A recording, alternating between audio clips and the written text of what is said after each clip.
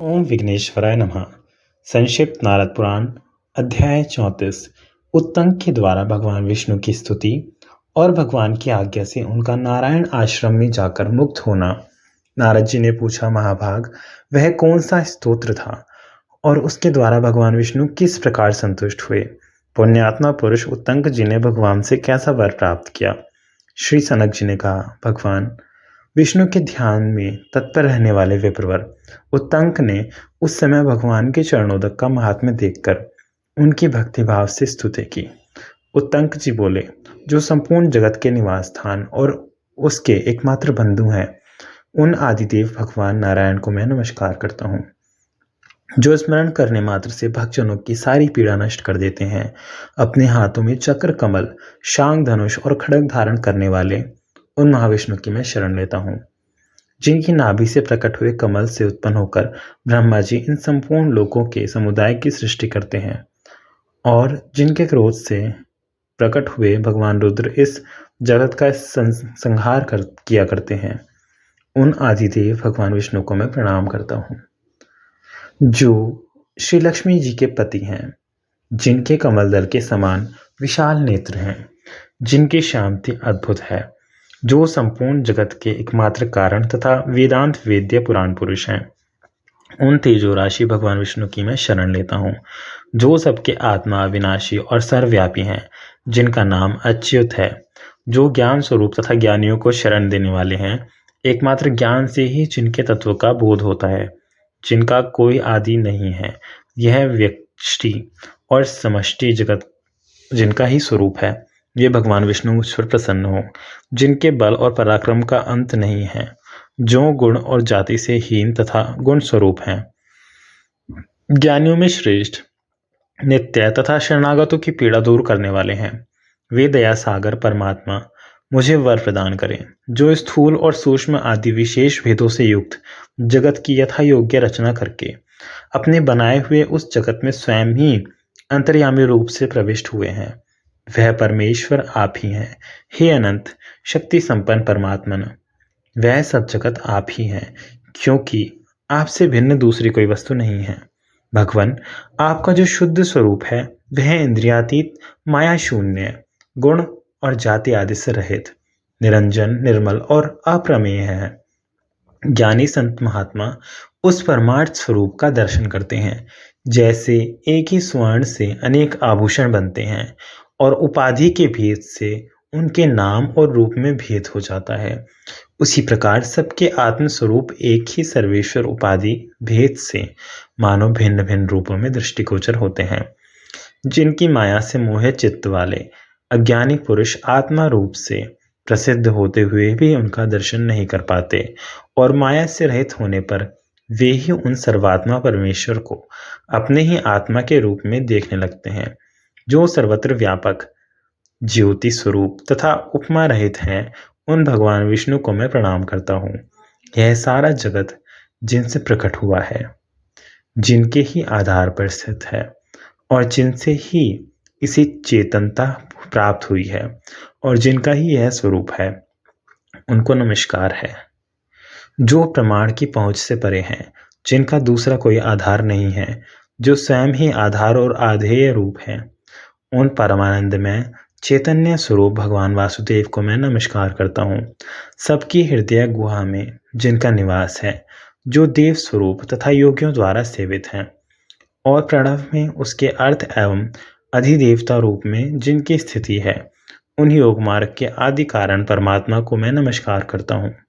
जो नाद स्वरूप, नाद के बीज, प्रणव रूप, सत्स्वरूप, अविनाशी तथा सच्चिदानंद में है, उन तीक्ष्ण चक्र धारण करने वाले भगवान विष्णु को मैं प्रणाम करता हूँ। जो जरा आदि से रहित इस जगत के साक्षी, मन वाणी के अगोचर, निरंजन तथा अनंत नाम से प्रसिद्ध हैं, उन विष्णु रूप भगवान को मैं प्रणाम करता हूँ। इंद्रिय, मन, बुद्धि, सत्व, तेज, बल, धृति, क्षेत्र और क्षेत्रज्ञ, इन सबको भगवान वासुदेव का स्वरूप कहा गया है। विद्या और अविद्या भी उन्हीं के रूप हैं। वे ही परात्पर परमात्मा कहे गए हैं, जिनका आदि और अंत नहीं है तथा जो सबका धारण पोषण करने वाले हैं। उन शांत स्वरूप भगवान अच्युत की जो महात्मा शरण लेते हैं उन्हें सनातन मोक्ष प्राप्त होता है।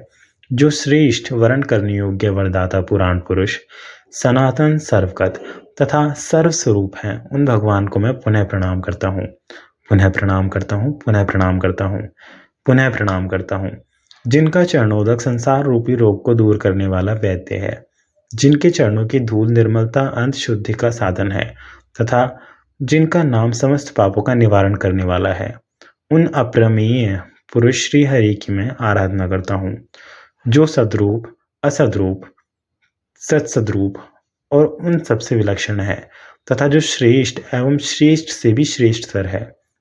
उन अविनाशी भगवान विष्णु का मैं भजन करता हूँ, जो निरंजन, निराकार, सर्वत्र परिपूर्ण, परम व्योम में विराजमान, विद्या और अविद्या से परे तथा हृदय कमल में अंतर्यामी रूप से निवास करने वाले हैं, जो स्वयं प्रकाश, अनिर्देश्य, जाति, गुण और क्रिया आदि से रहित, महान से भी परम महान, सूक्ष्म से भी अत्यंत सूक्ष्म, अजन्मा, सब प्रकार की उपाधियों से रहित, नित्य, परमानंद और सनातन पर ब्रह्म है।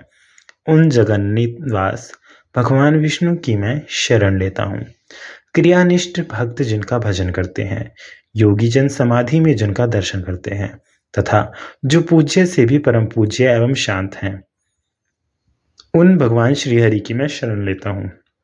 विद्वान पुरुष भी जिन्हें देख नहीं पाते, जो इस संपूर्ण जगत को व्याप्त करके स्थित और सबसे श्रेष्ठ हैं, उन नित्याविनाशी विभु को मैं प्रणाम करता हूँ।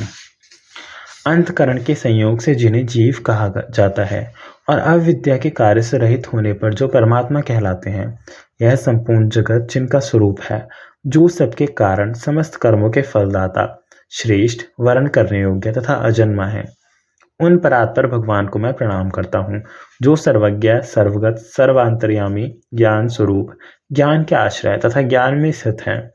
उन सर्वव्यापी श्री हरि का मैं भजन करता हूँ, जो वेदों के निधि हैं, वेदांत के विज्ञान द्वारा जिनके परमार्थ स्वरूप का भली भांति निश्चय होता है, सूर्य और चंद्रमा के तुल्य जिनके प्रकाशमान नेत्र हैं, जो ऐश्वर्यशाली इंद्र रूप हैं, आकाश में विचरने वाले पक्षी एवं ग्रह नक्षत्र आदि जिनके स्वरूप हैं तथा जो खगपति गरुड़ स्वरूप हैं, उन भगवान मुरारी को मैं प्रणाम करता हूँ, जो सबके ईश्वर, सब में व्यापक, महान वेद स्वरूप, वेद वेताओं में श्रेष्ठ, वाणी और मन की पहुंच से परे, अनंत शक्ति संपन्न तथा एकमात्र ज्ञान के ही द्वारा जानने योग्य हैं। उन परम पुरुष श्री हरि का मैं भजन करता हूँ, जिनकी सत्ता सर्वत्र परिपूर्ण है, जो इंद्र, अग्नि, यम, नित्रति, वरुण, वायु, सोम, ईशान सूर्य तथा पुरंदर आदि के द्वारा स्वयं ही सब लोगों की रक्षा करते हैं।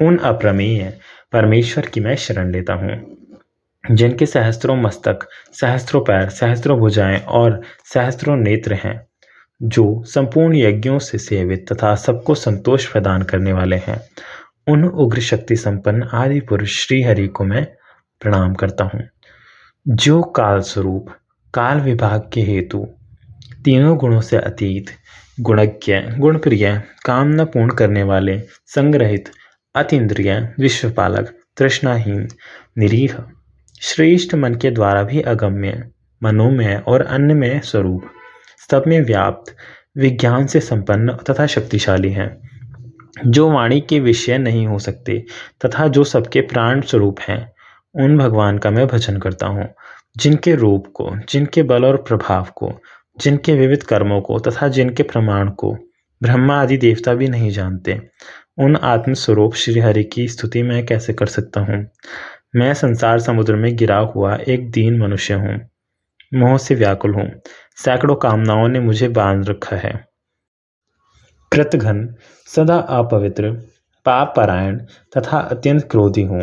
दया सागर, मुझ भयभीत की रक्षा कीजिए। मैं बार बार आपकी शरण लेता हूँ। महर्षि उत्तंक के द्वारा इस प्रकार प्रसन्न किए जाने पर परम दयालु तथा तेजोनिधि भगवान श्री लक्ष्मीपति ने उन्हें प्रत्यक्ष दर्शन दिया। उनके श्री अंगों की कांति अलसी के फूल की भांति श्याम थी। दोनों नेत्र खिले हुए कमल की शोभा धारण करते थे। मस्तक पर किरीट, दोनों कानों में कुंडल, गले में हार और भुजाओं में केयूर की अपूर्व शोभा हो रही थी। उन्होंने वक्षस्थल पर श्रीवत्स चिन्ह और कौस्तुभ मणि धारण कर रखी थी। स्वर्ण में यज्ञोपवीत उनके बाएं कंधे पर सुशोभित हो रहा था। नाक में पहनी हुई मुक्तामणि की प्रभा से उनके श्रीअंगों की श्याम कांति और बढ़ गई थी। वे श्री नारायण देव पीताम्बर धारण करके वनमाला से विभूषित हो रहे थे। तुलसी के कोमल दलों से उनके चरणारविंदों की अर्चना की गई थी। उनके श्री विग्रह का महान प्रकाश सब ओर छा रहा था। कटी प्रदेश में किंकिणी और चरणों में नूपुर आदि आभूषण उनकी शोभा बढ़ा रहे थे। उनकी फहराती हुई ध्वजा में गरुड़ का चिन्ह सुशोभित था। इस रूप में भगवान का दर्शन करके विप्रवर उत्तंक ने पृथ्वी पर दंड की भांति पकड़कर उन्हें साष्टांग प्रणाम किया और आनंद के आंसुओं से श्रीहरि के दोनों चरणों को नहला दिया। फिर वे एकाग्रचित होकर बोले, मुरारे, मेरी रक्षा कीजिए, रक्षा कीजिए। तब परम दयालु भगवान महाविष्णु ने मुनिश्रेष्ठ उत्तंक को उठाकर छाती से लगा लिया और कहा, वत्स, कोई वर मांगो। साधु शिरोमणे, मैं तुम पर प्रसन्न हूं, अतः तुम्हारे लिए कुछ भी असंभव नहीं है। भगवान चक्रपाणि के इस कथन को सुनकर महर्षि उत्तंक ने पुनः प्रणाम किया और उन देवादिदेव जनार्दन से इस प्रकार कहा, भगवान, मुझे मोह में क्यों डालते हो? देव, मुझे दूसरे वरों से क्या प्रयोजन है? मेरी तो जन्म जन्मांतरों में भी आपके चरणों में ही अविचल भक्ति बनी रही। तब जगदीश्वर भगवान विष्णु ने एवमस्तु ऐसा ही होगा यह कहकर शंख के सिर से उत्तंक जी के शरीर का स्पर्श कराया और उन्हें वह दिव्य ज्ञान दे दिया जो योगियों के लिए भी दुर्लभ है। तदंतर पुनः स्तुति करते हुए विप्रवर उत्तंक से देवदेव जनार्दन ने उसके सिर पर हाथ रखकर मुस्कुराते हुए कहा। श्री भगवान बोले, जो मनुष्य तुम्हारे द्वारा किए हुए स्तोत्र का सदा पाठ करेगा वह संपूर्ण कामनाओं को प्राप्त करके अंत में मोक्ष का भागी होगा। नारद जी, ब्राह्मण से ऐसा कहकर भगवान श्री लक्ष्मीपति वहीं अंतर्ध्यान हो गए।